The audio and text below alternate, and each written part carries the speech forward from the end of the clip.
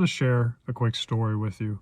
So back in high school, I used to hang out with some, not popular kids. I wasn't popular myself. I was kind of a nerd, and I hung out with another clique of nerds. We were kind of outcasts a little bit, but we all played and collected trading card games. Magic the Gathering, Yu-Gi-Oh, Pokemon. I didn't really play a lot of it. I played Yu-Gi-Oh a little bit, and I know how nerdy that makes me sound, but I can live with it. Anyway, but even if we didn't play it, we would collect the cards and then trade them, or we would sell them to each other or even other kids on campus that, maybe they did play it, but they didn't play it out in the open where other people would see. So anyway, we would, sell these cards. And I remember going to Walgreens with one of my friends who was in this group one night, and I went up to buy a couple packs, and I bought, my packs of cards to, to open up and see if there was anything valuable inside.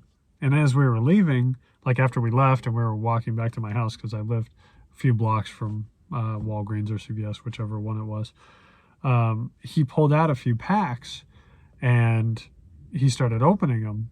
And I was like, I don't remember you going to the register. And he's like, oh, I didn't. I stole them.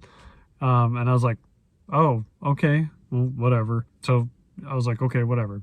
So some time goes by, I don't know, days, weeks, and we were at the high school. And some of our friends in that group, they were gone like most of the lunch. And then like right at the end of the lunch, they came back from, from Walmart. And they pulled out like a bunch of these packs from the backpack. And I was like, you guys don't even have jobs. Like, and it's not like any of us really had any money. If we had money, we probably weren't playing that game. Not that people can't. But anyway, and they were like, oh, well, we stole them. I was like, is this like common, like shoplifting? So anyway, a few days goes by and they come back and they had done it again. And so I was like, you guys are really like getting away with this like this easily? And they're like, oh yeah, super easy. They're like, we just go to this one section, we get the cards, we go to this other section where there's no cameras, stuff them in our bags or jackets or whatever, and we bounce. And I was like, huh, I'm in. So I started doing it too. And I got away with it probably like 3 or 4 times. And after I got away with it like a couple of times, I told my best friend about doing it. Like I was like, hey man, like I'm getting free cards, we're getting away with this. And it was very, it's very exhilarating, I guess, to shoplift. And I'm not advocating it, I'm speaking against it. But I think there was like, because that adrenaline rush of getting it and then getting out of the store, like I just kind of, it's like an addiction. But anyway, I told my buddy and he was like, all right, fine, I'm in. So we go, we do the same thing. We steal the packs and we get out. And, I had gotten away with it a few times by now. And he did it the one time and he's like, yeah, I don't feel right doing this. I'm never doing it again. So he didn't do it again. And, I got to give him credit. But anyway, I was like, well, that's fine. I'll do it on my own. So I remember I think it was like a day or two later, a couple days later, it was lunchtime and I knew that they had gone to Walmart. Like I didn't go that day, but some of our friends had gone to Walmart and they never came back. And so I was like, okay, well, it's weird. Maybe they're just running behind. Maybe they got caught. I don't know. But I decided like I was going to go the next day. So I go the next day and same thing. I go, I get my cards. I go to the section we normally go to. I put the cards like in my jacket. I wasn't stupid enough to take a backpack. I just stuffed them in a jacket. And it was like March, about this time of year. So it's like, it was justifiable that you could wear a jacket, even though it wasn't super cold. Anyway, I go to leave, like I bought a candy bar at the register and this old lady like checked me out or whatever. And I go to leave through the garden section. And as I'm about to walk out the gates, these two people step in front of me. And it's like this lady and this big buff dude. And they're like, Walmart security, you need to come with us. And so I got caught.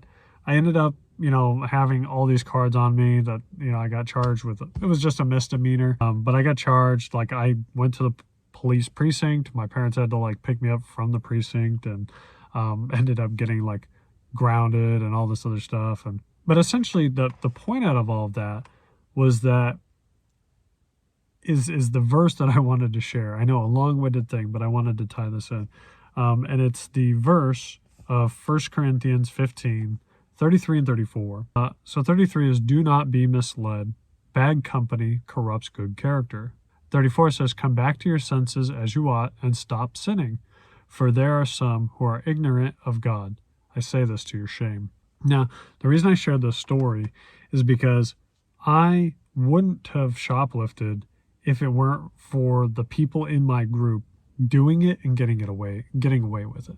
And this ties into some of the other things we've talked about in these other videos in 1 Corinthians. Like, Paul just kind of really emphasizes this idea that a little bit of sin can spread rapidly.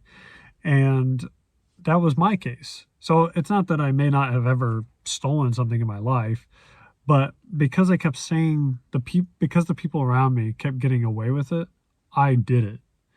And then I convinced my friend to do it. So it's like, then I became a stumbling block for my friend. And I feel like he was actually more morally correct in 34, come back to your senses as you ought and stop sinning. Now, he's not Christian, and I wasn't Christian at the time. So it's not like I was, making this argument from a Christian standpoint even. But the whole point of that is that bad company corrupts good character. And I think that it's so easy to think that we're, if we are Christian, that you are going to change someone else. Like, you can be almost their savior, or you can at least, you'll be the good in their life that's going to get them closer to God. And that might be the case, but you have to be wary of how you go about helping people come closer to Christ. Because if the people you're hanging out with are pulling you away from God, then that situation isn't in your best interest. Now, I understand that we should be going out to sinners, and we ourselves are sinners. Look at Mary Magdalene, and Jesus praised her. So it's not that, we're not all sinners, and, we shouldn't hang out with sinners because that's what Jesus did. But Jesus didn't hang out with sinners. He wasn't best friends with them. He did preach the gospel to them, and he performed miracles, and he had compassion on them. But that doesn't mean that he allowed their influence of sin to influence him into sinning. In fact, it was the other way around. So sometimes we can get into the trap of hanging out with the wrong people. Even if we love God, we can hang out with the wrong people because we care about those people. And slowly, that influence of sin that's in there, in that influence, creeps into our life. And then sin gets a foothold. And once it has a foothold, then it just kind of wreaks havoc from there. Now, I find this verse, 15:33, a lot of people use it. And it's an interesting verse, because I didn't know this until recently. But if you really look at the verse, the first part says, do not be misled. And this is Paul speaking or writing. But then the rest of that verse, bad company corrupts good character. This is actually a quotation that he's using of a Greek poet named Menander, I think is the name. So he's actually quoting a Greek poet. So he's actually using words of the culture of that time to the people in Corinth. So to Christians. So he's actually making a Christian argument with a secular piece of literature. Now, all that to say, the point of that is that sometimes, there is good advice, and it doesn't have to be Christian. However, we can use worldly things for God's kingdom. Not that we should be influenced for the world, but sometimes we can turn things around and submit them to Christ to make them holy. So the last part of that verse, or 34, come back to your senses as you ought and stop sinning. For there are some who are ignorant of God. I say this to your shame. Ultimately, the point of this video was to share my story, but also just to get people to think about the fact that there are so many influences from so many sides, and not even just the people that we hang out with, the things that we subject ourselves to that are especially worldly things that slowly can kind of take a hold of our life, and then it just builds up and builds up and builds up, and it pulls us away from God and we don't even notice. So yeah, that was pretty much it for the video. See you.